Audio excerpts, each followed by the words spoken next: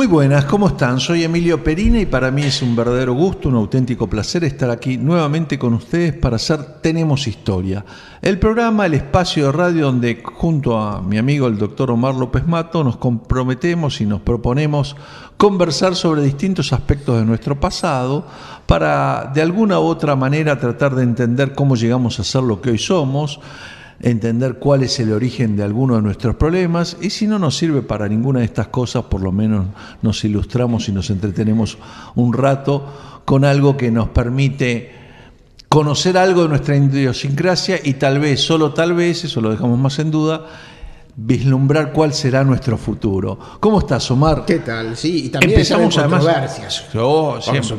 Sin controversias la historia es aburrida, porque en realidad la historia no es como cree la gente los hechos, sino historia hay a partir de la interpretación de los hechos.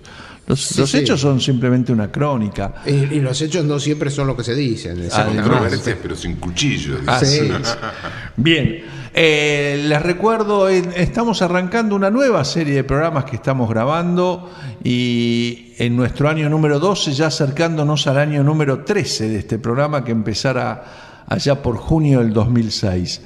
Les recuerdo, como siempre, que nos pueden escribir a programa tenemoshistoria@gmail.com, que yo estoy en Twitter, @Emilio Perina, que el programa está siendo grabado en video y después va a estar en las redes sociales, sobre todo en YouTube, donde lo van a poder ver y seguir.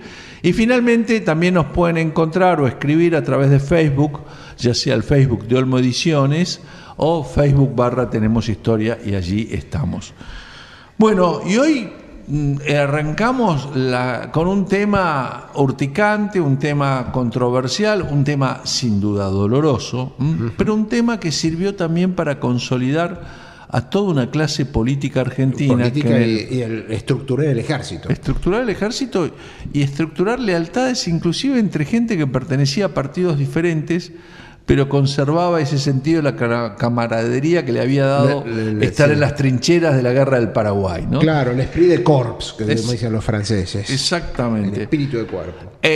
Antes de irnos a los auspicios del programa, vamos a presentar a nuestro invitado de hoy. Nuestro invitado de hoy es Leonardo Castanino, autor de La Guerra del Paraguay, la Triple Alianza contra los Países del Plata, editado por la Gaceta Federal.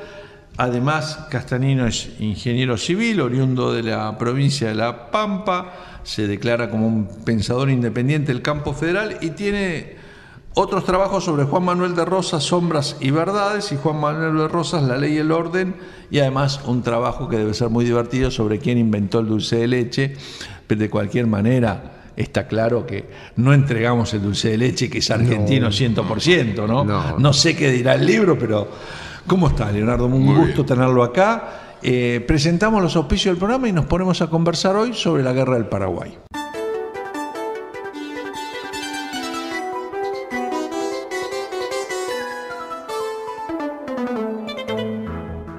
Seguimos en Tenemos Historia. Hoy nos visita, como dije en la apertura, Leonardo Castanino. El tema que vamos a tocar hoy es en torno a un trabajo de él, La Guerra del Paraguay, la Triple Alianza contra los Países del Plata, que presenta la Gaceta Federal. Y Castanino, ¿por qué un ingeniero civil o cómo es el interés de un ingeniero civil primero por la historia? Es decir, ¿cómo nace, cómo surge? Bueno, en realidad surgió porque un ingeniero amigo mío sabía muchísimo de historia, una cosa... Entonces yo le dije, qué raro usted siendo ingeniero que le guste la historia. Y dice, bueno, yo vivía con dos estudiantes que estudiaban historia, entonces para poder discutir tenía que ir a la biblioteca a instruirme para poder... Y a mí me pasó un poco lo mismo, empezando a discutir de historia, empecé a estudiar para... Y con un ánimo federal, por lo visto, porque todo... No, y claro, porque me acuerdo una vez me prestaron un libro de Rosas y yo digo, pucha, esto no es lo que nos contaron, y ahí empecé a investigar. Claro, bueno, sí, seguro. Bueno, ahí la construcción histórica de nuestro pasado es un tema, es el tema de discusión, es el tema de controversia. Claro, y después de ahí salté a, por ejemplo, a Artigas, que tiene mucho que ver, a Gaspar Rodríguez de Francia, la Guerra Paraguay, en fin.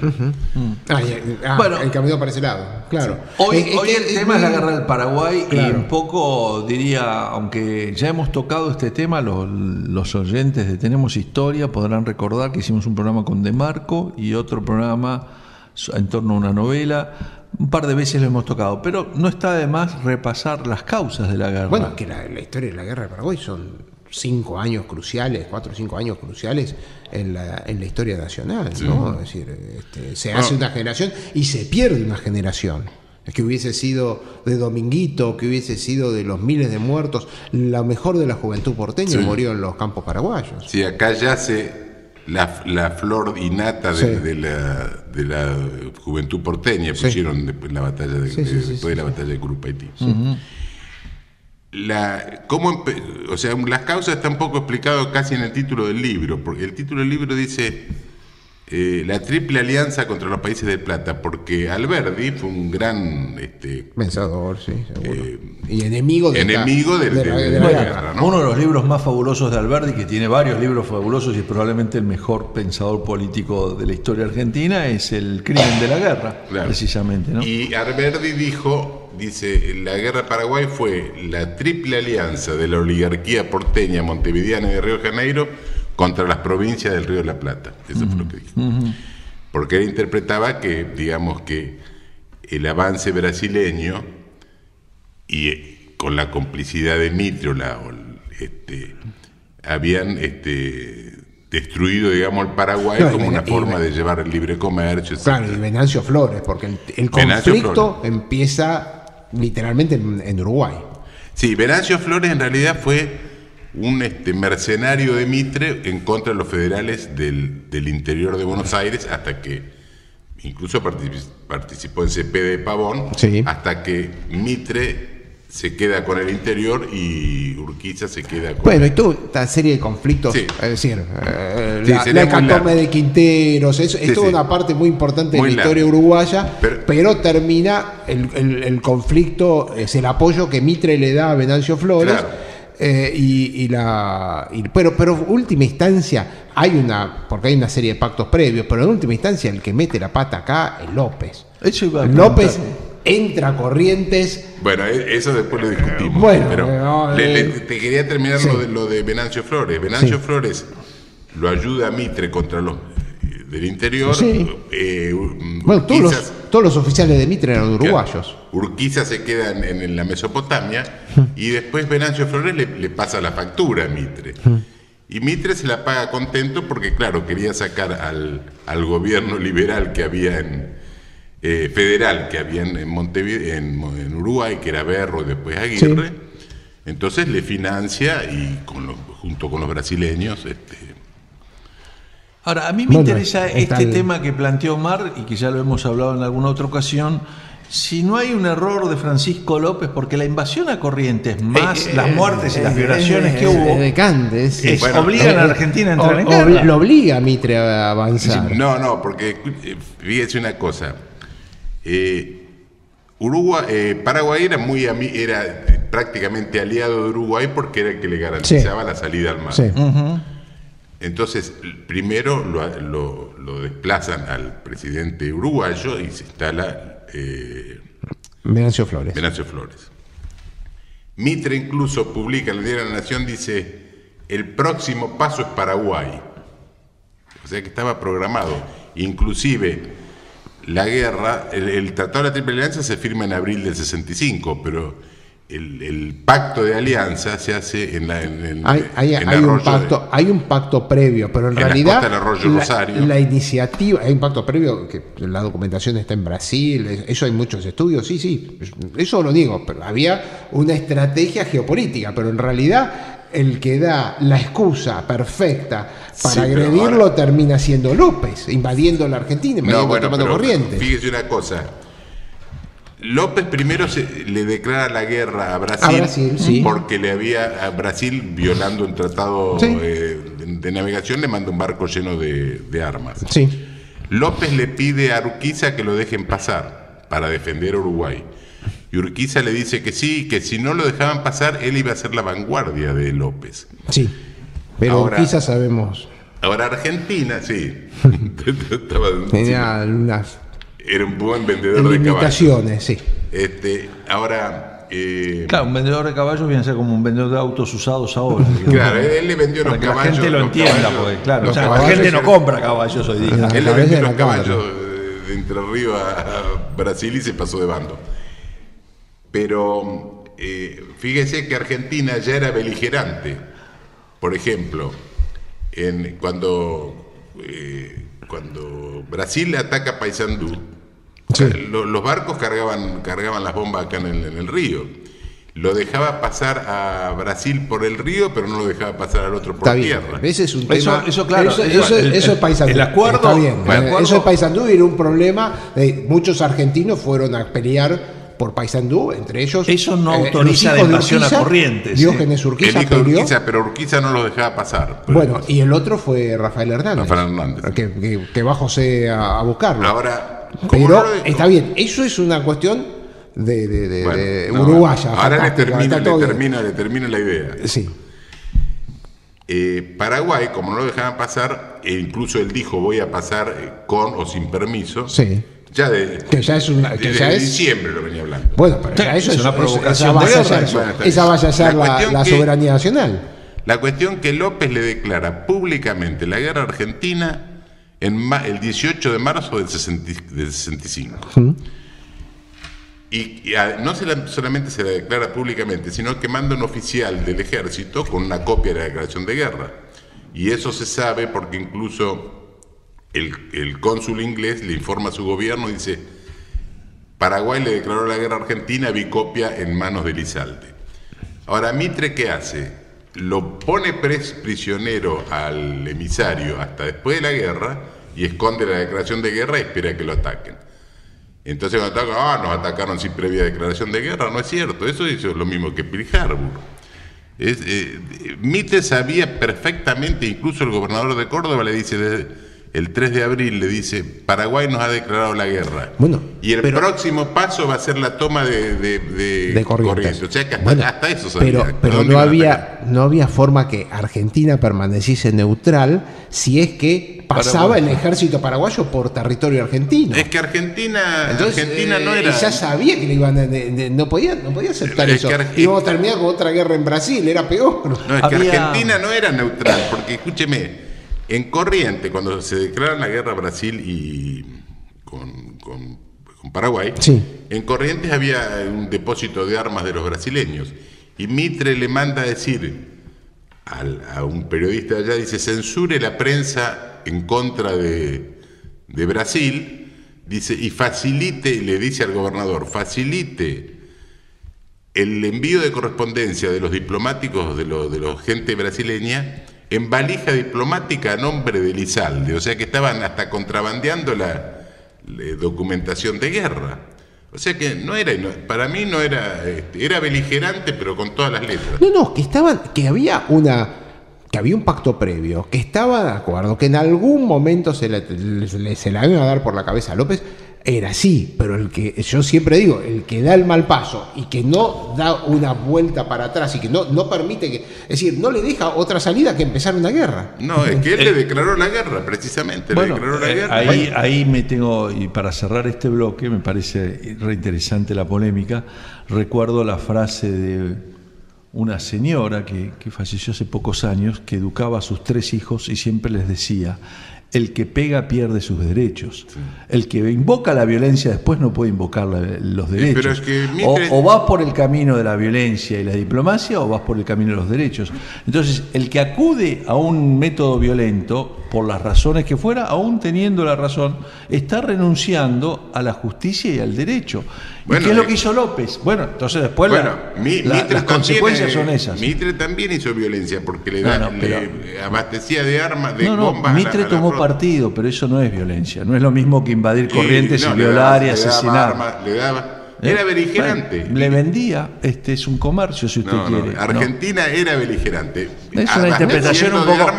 No es lo mismo ser beligerante abasteciendo armas, porque entonces uno debería decir Hitler debió haber atacado a los Estados Unidos, que le ofrecía armas a Inglaterra bueno, y a la Rusia. Guerra lo hablamos en otro programa. No, pero digamos, claro, pero es que ¿por qué vamos a analizar diferente? Porque el tratado de arriendo sería lo mismo. Bueno, si Argentina le daba armas o le vendía o le facilitaba el tema a Brasil, era un tema para discutir diplomáticamente. Y que había una actitud beligerante, Y había un pacto, Si se hablaba de alianza y cañonazo. Sí, se hablaba, pero el que empieza con los cañonazos después no puede invocar el derecho, ¿no? Nos vamos a una pausa y seguimos conversando apasionadamente. Este es un tema realmente fantástico, el de la guerra del Paraguay, con Leonardo Castanino, en torno a su libro La guerra del Paraguay, la triple alianza contra los países del Plata, editado por la Gaceta Federal.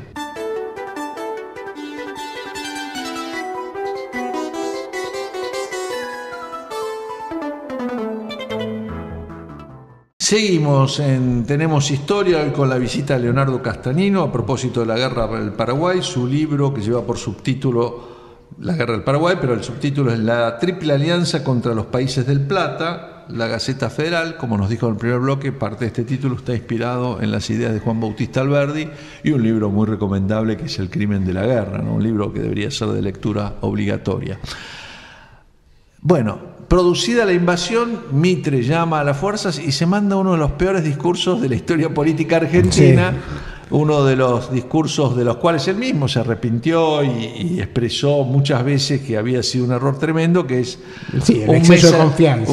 Un mes, ¿cómo era? En una semana. No, 3 días en el cuartel, 3 semanas en campaña y 3 meses en Asunción. Exactamente. Al año todavía ni había pisado Paraguay. Asumiendo que la guerra iba a ser corta, breve. Claro. Se parece mucho. No, porque aparte contaba con todo el poderío brasilero, que era importantísimo, la flota brasilera. Esto es interesante y me gustaría remarcarlo porque la actitud festiva, irresponsable y exitista que tuvo la clase dirigente porteña, Mitre a la cabeza, porque era el representante de esa clase, heredero de Rosas era el representante de esa clase porteña, es la misma que tienen todos los países con la Primera Guerra Mundial. Los alemanes, los rusos, los ingleses, los franceses, todos marcharon a la Primera Guerra Mundial como si pensando que iba a ser una guerra corta y de rápida resolución. Para Navidad estamos de vuelta en casa. En Curupaití fueron tocando música y con uniforme de gala. Y pensaba que iba a ser un desfile. Lo que pasa es que Curupaití blanco prácticamente. Es claro que Curupaití, la flota brasilera, y después eso lo recrimina, la flota brasilera tiró como 10.000 bombas. Y no hizo nada. Es una locura. En Buenos Aires decían, ganar la guerra sin la flota es muy difícil. Dice, pero con la flota es imposible. Claro. Porque pasaban... Ahora, es interesante eso que tocas porque me permite hacer un comentario general sobre cuestiones de la época, que es que en realidad, inclusive en la Segunda Guerra Mundial también, la artillería era muy ineficaz. Fue ineficaz mucho tiempo, producía mucho ruido, mucha confusión, mucho humo, pero era muy difícil que produjera resultados bélicos importantes. Bueno, Paraguay no eran cañones rayados, en cambio los brasileños tenían acorazados.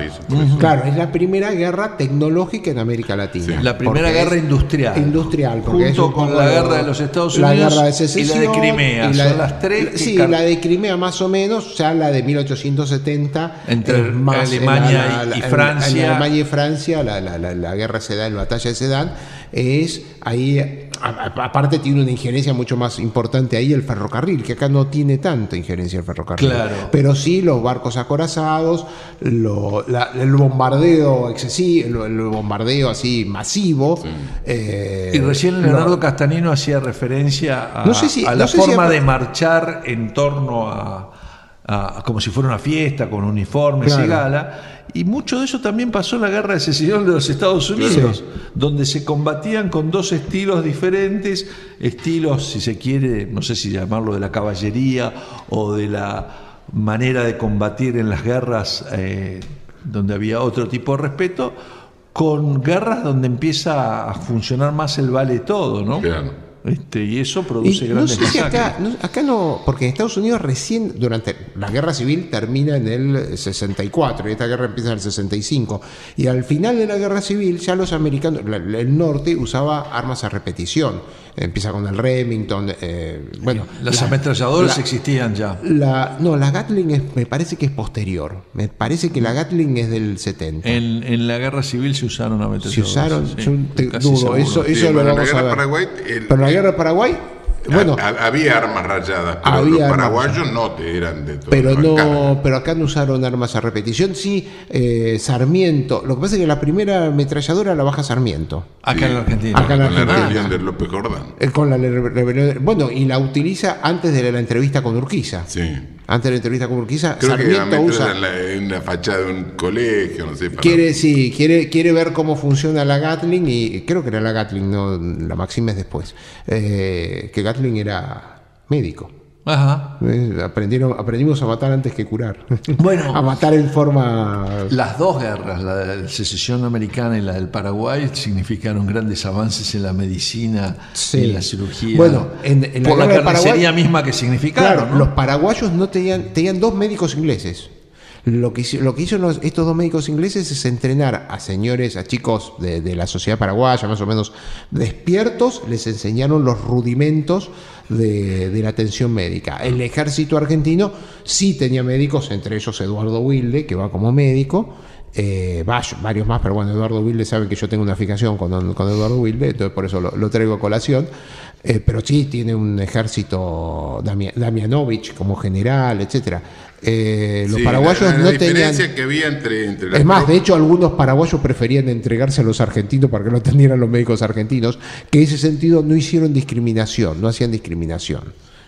Atendían a los soldados paraguayos. Las tropas argentinas eran menos instruidas que las paraguayas. Sí. Los paraguayos prácticamente, incluso Alberti dice que casi no había alguien que no supiera leer y escribir. Bueno, eso es lo que siempre tuvo Paraguay. Paraguay desde Francia enseñaba a leer y escribir, pero no te pases a la universidad porque ya eso era muy difícil. No, pero los argentinos tenían un porcentaje de alfabetismo muy importante. Los paraguayos, cada uno tenía su parcela de tierra y que trabajaba, entonces ellos defendían su chacra. Era un concepto muy jesuítico. Claro. Ellos todavía eran herederos jesuíticos, porque algunos quieren ver una teoría comunista ahí, un inicio del comunismo, no es así. Es una cosa de un principio jesuítica. Cada cual tiene su chacra, trabaja y tiene una instrucción básica. Claro. Eso es en cambio, los brasileños, por ejemplo, artiguista. Eso es bien artiguista. En cambio, en Brasil había 40 esclavos por cada hombre blanco. Sí. Inclusive cuenta la anécdota que un grupo de soldados brasileños estaban levantando una línea telegráfica que tenían los paraguayos, y uno dice, no sé para qué queremos este alambre que está escrito en otro idioma, así que fíjate la instrucción que tenían los Qué bárbaro, qué interesante. Y la resistencia paraguaya, más allá de todo, fue heroica y fue tremenda, ¿no? Es decir, la guerra, como decíamos, se prolongó mucho más de lo previsto. Sí. La conducción de la guerra entre 3 ejércitos y 3 culturas que tampoco eran exactamente iguales, más el problema del idioma, ¿no? Sí. También fue cambiando de manos y eso complicó enormemente las cosas, ¿no? Sí, había cierto tipo de homología entre el ejército uruguayo y el ejército argentino, porque muchos después del ejército uruguayo pasaron a ser miembros del ejército argentino. Sí. ¿No? Borges entre ellos, pero no querían nada que ver con los macacos. Incluso los paraguayos tenían hasta imprenta en el ejército y hacían una revista que incluso media cómica, es una muy, muy linda. Sí, pero López estaba mal de la cabeza. Y la escribía estaba escrito en guaraní, en castellano y en brasileño, la dejaban. Sí. Propaganda, digamos. La dejaban como, claro, para que la encuentren los...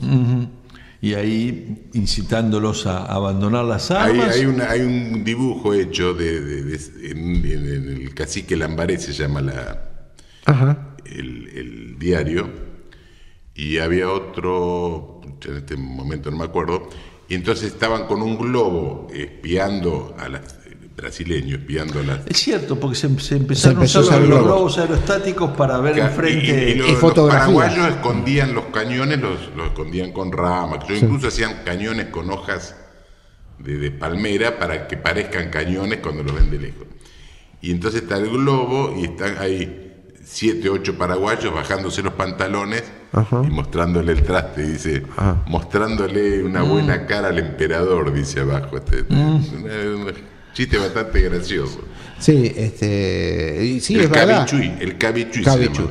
Es verdad, usaban el primero globos aerostáticos, la primera guerra aérea, que en realidad lo ponían lejos de la fila y tenían que ver con miras, porque si no, los paraguayos tiraban al globo. Claro, entonces trataban de estar fuera del alcance de las balas. Después hacían humo para que no los vean y una serie de...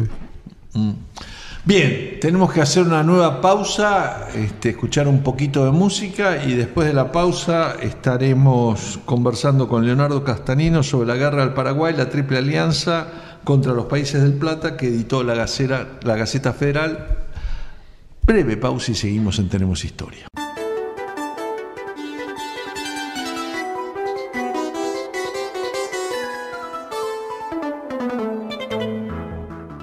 Seguimos en Tenemos Historia. Les recuerdo que como siempre nos pueden escribir a programa tenemoshistoria@gmail.com, todo seguido, programa tenemoshistoria@gmail.com, que estoy en Twitter @Emilio Perina. Últimamente tuiteo poco porque el Archivo General de la Nación no me lo permite, no me deja tuitear mucho. Y como saben, este programa está siendo grabado en video y lo van a poder encontrar en las redes sociales, en internet. Ponen Tenemos Historia y ahí aparecen los programas de estos últimos 7, 8 años. Va a estar en YouTube y también nos pueden encontrar en Facebook, tanto por Facebook de Olmo Ediciones y por Facebook /Tenemos Historia.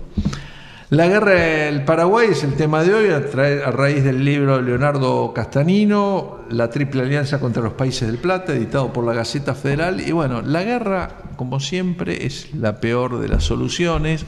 Se inicia por razones varias y seguramente culpas compartidas. Termina siendo mucho más sangrienta y costosa de lo que suponían los bandos al comienzo. No hay una victoria definitiva, se empantana, va a durar 5 años. La pregunta que quisiera hacerle a los dos, a Castanino, es sobre las posibilidades de negociaciones de paz, de armisticio, de volver a la política al cabo de, no sé, del primer año de la guerra, ¿no? Cuando las cosas ya se veía que no eran 3 meses como el ilusorio Mitre planteó al principio. Claro. Yo creo que, no sé si... No, por favor.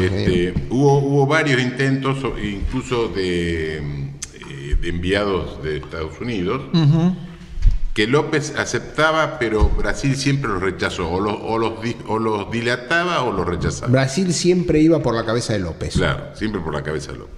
Inclusive, después de la batalla de Curuzú, que los aliados habían ganado con cierta facilidad, López pide una entrevista para juntarse con Mitre y efectivamente primero le tirotean a los emisarios, pero logra la entrevista y se junta Mitre con López, Venancio Flores. El brasilero dijo que él no quería participar. Y entonces López le propone a Mitre que él creía que la sangre derramada ya había lavado las culpas que hubiera, entonces le propone terminar la guerra. E incluso dicen que llevaba en el bolsillo una nota, una propuesta de armisticio. La renuncia a la presidencia de Paraguay, siempre y cuando se respetaran los derechos de soberanía paraguayo. Y Mitre en realidad se sacó el lazo encima, dice, bueno, eso lo tenemos que resolver entre los brasileños. Así que después le contestaremos, que se despidieron. Y a los 3 días le dijo que no aceptaba, así que seguía la guerra como estaba. Que a raíz de eso, Mitre interpreta la propuesta de López, Mitre la interpreta como una debilidad de López, claro, porque habían ganado en Curuzú, después pide una conversación. Entonces ahí empezó la lucha que había entre los brasileños y los argentinos y Mitre. ¿Quién se iba a quedar con los laureles de vencer a los paraguayos en Curupaití? Por eso fue que en Curupaití fue un desastre tan grande que murieron 10.000 aliados, 92 paraguayos, Y en Buenos Aires decían, solo Mitre es capaz de matar a tanta gente. O incluso, no sé si fue Sarmiento que dijo, no cuentan los sobrevivientes, no cuentan los heridos, sino los sobrevivientes. Bueno, porque era más fácil. Está bueno tocar el tema de los heridos, porque una de las peores cosas que le podía pasar a un ser humano en este tipo de contiendas era quedar herido, ¿no? Significaba morirse de hambre, pasar penurias el resto de su vida. Bueno, hubo anestesia. Hubo acusación los brasileños, por ejemplo, en el informe que le manda Casillas al emperador, lo acusan a Mitre de tirar cadáveres al río para infectar las costas de la Mesopotamia, que eran opuestas al gobierno de Mitre.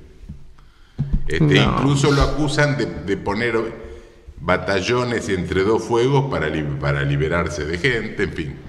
Esa es la acusación que hace Casillas, ¿no? Uh-huh. Incluso porque los paraguayos en varias oportunidades quisieron abordar la escuadra. Sí. Incluso hasta nadando con bombas, con lanchones, etcétera. Sí, hubo 2 o 3 intentos de esos. Incluso en el informe ese de Casillas que le dice al emperador, dice nos conviene hacer la paz, no vaya a ser que nos tomen los acorazados, entonces se nos acaban todos los programas que tenemos nosotros de intervenir en las demás provincias hispanoamericanas. Dice, en cambio, si hacemos la paz, dice, vamos a poder realmente imponer nuestra voluntad en base a los acuerdos que hemos hecho con Mitre y con Venancio Flores. Bueno, ahí hay un ejemplo que no tiene que ver con la guerra del Paraguay, pero que no puedo menos que recordar porque estamos a pocos meses del centenario del acuerdo entre Roca y el presidente chileno, ¿no? Y la frase de Roca era: por cada año de paz nosotros le sacamos 10 años de ventaja a Chile de lo que serían años de guerra, ¿no? Hay una temita que es importante, que es interesante, es las condiciones psíquicas de López, ¿no? Porque después en Humaitá, cuando está en la fortaleza, él tiene las enfermedades infectocontagiosas, sobre todo las diarreas. Él tiene como una fiebre tifoidea, ¿no? Está al borde de la muerte. Ahí lo asiste Madame Lynch, que era su amante irlandesa. Uh-huh. Sobre el cual hay una novela extraordinaria de... Sí, hay toda una fantasía sobre esta mujer y el tesoro que escondió en algún lugar y después cómo muere en Europa. Después de eso, hay un cambio muy importante en la psiquis de López, que está descrito, porque empieza con una cosa muy paranoica. Puso presa a toda la familia, la puso presa a la madre, a las hermanas, a los hermanos. Los puso en condiciones infrahumanas, literalmente presos. Y después se los llevó cuando va a Cerro Corá, al final de la guerra, en esa migración miserable, en donde mueren muchos oficiales argentinos de hambre, ¿no? Entre ellos Gaspar Campos. Sí. ¿No? Gaspar Campos, una situación bastante trágica. Pero eso es una cuestión que a mí siempre me llamó la atención, porque tiene una actitud de libro de paranoica. Sí, pero lo que pasa es que lo de la familia sí es un hecho que lo han criticado y tal vez sea criticable. Lo que pasa es que usted póngase en la situación. Paraguay tenía 800 o 1 millón de habitantes. Sí, 1 millón de habitantes. Murió el 75% de la población. Pero esto está hablando después de Humaitá, es decir, todavía estaba... Está bien, en vez del 75 había muerto el 45. No había muerto tanto. Bueno, pero esas son consideraciones que cuando uno va a la guerra las tiene que tomar. Si no, somos como Galtieri. Fuimos a tomar las Malvinas, volvimos y después nos arreglamos. En ese momento le hacen un complot para una traición. Pero era la mayor parte de la clase dirigente paraguaya que estaba en contra de lo que estaba haciendo López. Veían que estos no iban ni para adelante ni para atrás. A López, porque además yo no soy paraguayo. Pero sí, a mí siempre me llamó la atención como la devoción que tiene el pueblo paraguayo por López, porque dije, bueno, no habrá nada mejor. Pero podría haber tenido el general Caballero, la verdad, es un personaje de novela. Es el jefe de la caballería paraguaya, después fue presidente. Ese es un personaje novelesco. Siempre quiero escribir un libro sobre Bernardino Caballero, ¿no? Me parece. Pero López me parece que llega, que aparte es una cuestión hasta está descrito los casos de paranoia después de fiebre tifoidea, o sea que hasta es un caso biológico, médico, y sin embargo bueno, si era por una enfermedad queda disculpado, entonces, no, bueno, pero tiene una actitud muy agresiva con toda la familia, y todo el mundo le tiene pánico a las reacciones intempestivas de López, ¿no? Paranoicas en todo momento.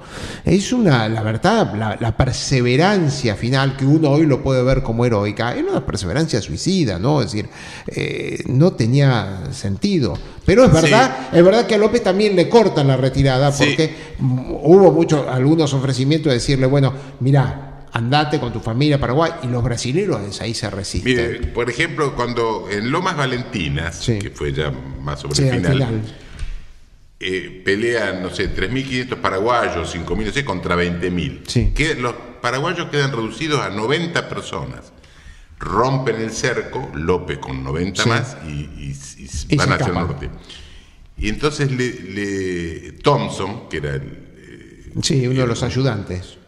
Thompson, que era un ingeniero, que era opositor a López, pero se enroló en la guerra, dice, ¿por qué Casillas no lo tomó prisionero? Casillas, aclaremos, era el general, si tenía 3.500, el almirante paraguayo. ¿Cómo? No, era general Casillas. No, era general, porque fue el que diseñó la trinchera de Curupaití y en Piquicirí. Entonces le dice, ¿por qué lo dejó escapar? ¿Acaso para que la gente lo siga y después matar a todos los paraguayos juntos? Incluso después de la guerra, Casillas en la legislatura tuvo una acusación formal de que los había hecho a propósito para después matarlos.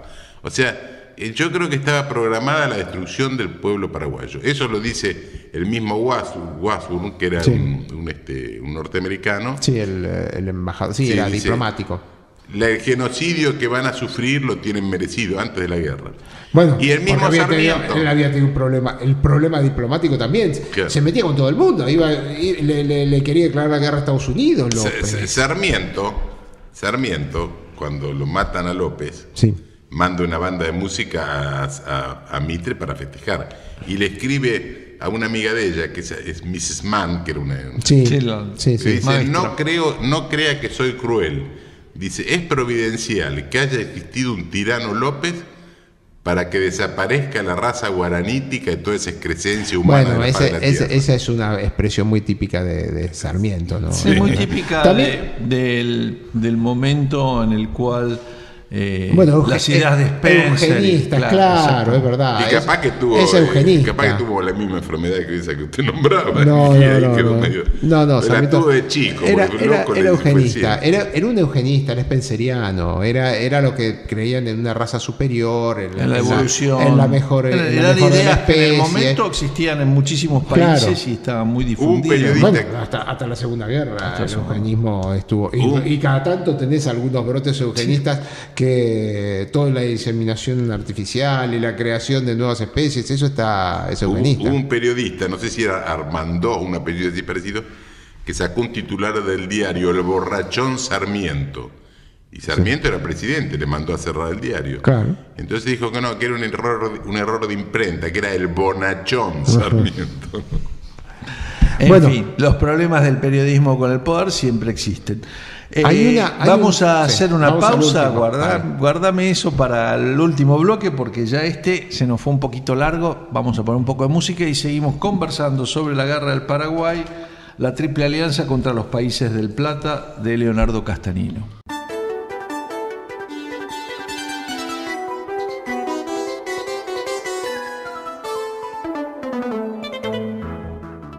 Último bloque del programa de hoy de Tenemos Historia, el tema de la guerra del Paraguay, un tema importante y sobre todo un tema que en los últimos años se está recibiendo, yo creo que muchas relecturas, ¿no? Es un tema de permanente relectura.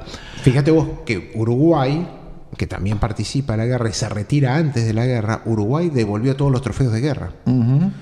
Siempre es como que Uruguay tiene una actitud mucho más de arrepentimiento. Sí, Argentina también devolvió. Sí, claro. Después sí, pero mucho después. Sí, Uruguay, es Perón el que los devuelve. En la época de Perón se los devuelve Stroessner. Ahora Brasil todavía están en discusión. Inclusive hay un tema con archivos que están en Brasil y es un tema de discusión permanente. Sí, después de la guerra, los brasileños se llevaron todos los documentos que favorecían a Paraguay en contra de Brasil y se llevó los documentos que ahora favorecían estaban trabajando en devolverlos. Paraguay. Había un proyecto de devolverlos justamente porque están en el Archivo Nacional de Brasil o estaban en ahí. No nos devolvieron parte de la estatua de los españoles que todavía está en Río de Janeiro. Bueno, pero eso porque nadie sabe que está ahí. Sí, está, se sabe. ¿Qué van a saber? Sí. El tema del desarrollo industrial de Paraguay es un tema que me parece que no tocamos y que es interesante porque tenía el horno de acero más moderno y la producción de acero más moderna. El ferrocarril. El ferrocarril. Tenía astilleros. Paraguay tenía barcos que cruzaban el Atlántico. Los motores a vapor eran comprados, pero los barcos estaban... Sí, bueno, López había ido a Francia para modernizar el país. Claro, y ahí les conocían a Madame Lynch. La razón de tanta inquina del emperador de Brasil, porque recordemos también que Brasil era un imperio y no una república, así que en definitiva las formas de López y las formas del emperador de Brasil se basan más en la autocracia que en la democracia, ¿no? Para tener tanta inquina, ¿había alguna especial razón? Bueno, yo creo que la razón era el ánimo expansionista que siempre tuvieron los brasileños, eso es verdad, pero se quedaron con porque la discusión que estaba la tierra que estaba en discusión no era poca cosa. Estamos hablando de gran parte del Mato Grosso y del Río Grande do Sul, porque todo el Mato Grosso eso sí, estaba en había una cuestión económica también porque, por ejemplo, el que financió la guerra es Irineo, el barón de Mauá, que era testaferro de Rothschild y dueño de prácticamente de Brasil y de Uruguay. Gran parte de Uruguay. Sí. Incluso tenía una sucursal en Santa Fe. Él había prestado la plata a Urquiza para hacer la campaña contra Rosas. Y Urquiza incluso lo autorizó a emitir moneda. Sí. Inclusive había una cuestión de masonería, y porque Paraguay está prohibida la masonería. La primera logia masónica se funda un mes después de la caída de Asunción. Ajá. Y si usted mira los jefes aliados, eran todos masones. Pedro II, el conde de U, Mitre, Sarmiento, etcétera. Bueno, Sarmiento como jefe militar también tiene poca relevancia, ¿no? Sin embargo, la foto que más le gustaba a Sarmiento era vestido de general. Después de la guerra. Llegó a general, eso. Increíble. Cuando asumió el primer gobierno paraguayo después de la guerra, en representación de Sarmiento fue Roque Pérez, que era el gran comendador de la masonería argentina. O sea, algunos dicen que no, yo no sé, para bien o para mal, pero algo tuvo que ver ahí. Es probable. Bueno, posible. Y después estaba el tema que le comentamos hace unos minutos así fuera de micrófono, el del empréstito que gestiona Alberdi y Terrero, el yerno de Rosas, para Paraguay, que no sé, yo sé que después terminan ellos en una situación conflictiva, pero eso nunca no lo profundicé el tema, pero eso sería un tema interesante, porque a pesar de que Félix Luna decía que se habían acabado los documentos del siglo XIX, este documento yo nunca lo vi, es decir, ¿qué pasó con la plata esa y qué pasó con el empréstito que contrajo o que iba a contratar Alberdi? No sé si se concretó. Sé que la plata no llegó a Paraguay. No llegó a Paraguay. Pero sé que me parece que se concretó. Ahora, ¿qué fue de esa plata? No lo sé. Y fue lo que pasó con muchos empréstitos ingleses, que se concretaban, pero después... lo que llegaba... Bueno, el de la Baring Brothers se pierde en la guerra con Brasil, digamos. Se utiliza, en vez de para hacer el puerto de Buenos Aires, que igual era una mala idea, ¿no? Porque en Buenos Aires no es una ciudad adecuada para tener un puerto de aguas profundas y tiene inclusive hoy unos problemas tremendos. El puerto natural es Montevideo, pero bueno, lo que debió ser la construcción del puerto de Buenos Aires terminó siendo la financiación de la guerra del Brasil contra el Brasil. Y qué curioso, ¿no? Porque en definitiva hay menos de 40 años Argentina y Brasil enfrentados en 1820 y pico, terminan aliados 40 años después, ¿no? Bueno, Brasil la batalla de Caseros se hace en gran parte gracias al ejército brasilero también. Lo de la guerra paraguaya se lo vaticinó Rosas en una carta a Carlos López en el 42.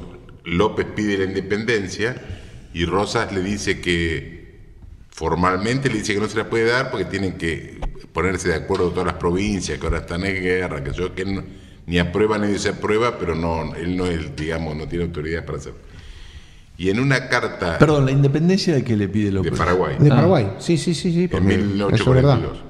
Es verdad, Paraguay no le había... Y en una carta confidencial... Rosas todavía tenía pretensión de quedarse con parte de Paraguay, igual que tenía pretensión de volver a tener Uruguay. Y él consideraba que era una provincia argentina. Y en una carta aparte, en una confidencial, le dice, no nos conviene separarnos porque ustedes se van a llenar de extranjeros y de logia, como nos pasa en Buenos Aires, y además nos vamos a debilitar los dos y nos van a atacar los brasileños. Bueno, que era siempre el miedo de Uruguay. El miedo de Uruguay era que no atacaran a los brasileños. Por eso, después la creación inglesa del Estado Tapón. Pero también Artigas siempre peleó para defenderse de los brasileños. Sí, y los porteños se hicieron los distraídos. Por supuesto. Bien, nos quedamos sin por tiempo. Por el puerto. Sí, por el puerto, que encima está en un lugar carísimo, incómodo, malo, costoso, que se... Bueno, pero ahora no vamos a quedarnos sin puerto, o sea que... Lamentablemente, una mala decisión. Buenos Aires debería no tener puerto, pero eso es otra discusión.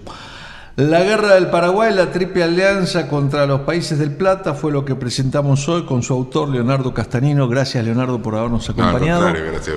La semana próxima los estaremos esperando aquí en otro programa, en el año número 12, rumbo al 13 de Tenemos Historia. Bueno, mientras que estemos en el 12 está todo bien.